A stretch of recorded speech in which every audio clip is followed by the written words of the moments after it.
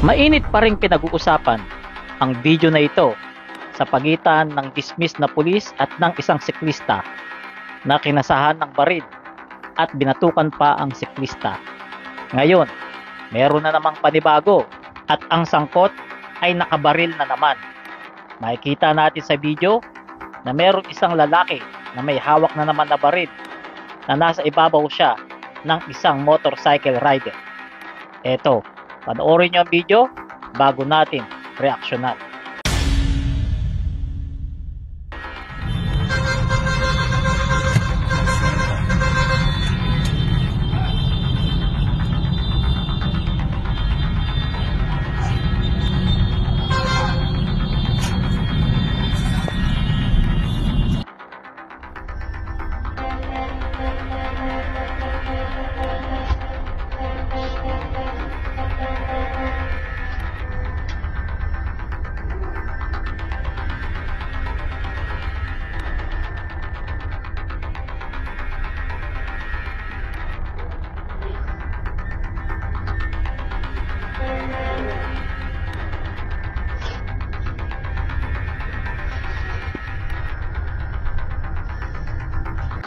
Yan, nakita nyo? Napanood nyo?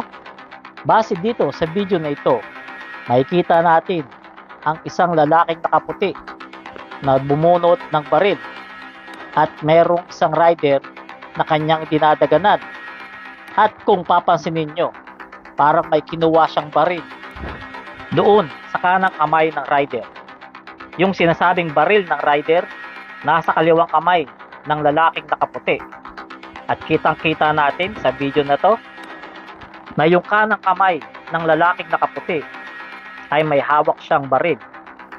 At tila yata galit na galit siya doon sa motorcycle rider na kanyang dinadaganan ng kanyang tuhod.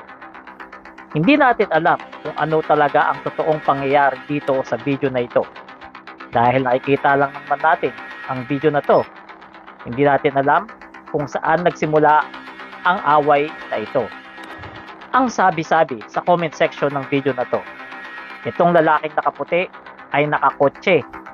Kaya umuugong ang panawagan na sana ay magkaroon din ng checkpoint sa mga nakakotse dahil kadalasan mga nakakotse ang may mga dala-dala talagang mga baril at madalang lamang sa mga motor. Patunay dyan ang ilang mga video na nagkalat na ang mga kotse kadalasan ang may bitbit na baril. Itong video na to ay mahirap husgahan dahil hindi natin alam ang totoong pangyayari. Pero kayo, anong sa tingin nyo? Sino ang tama? Sino ang mali? Comment nyo na lang inyong reaksyon para ating mapag-usapan. Salamat.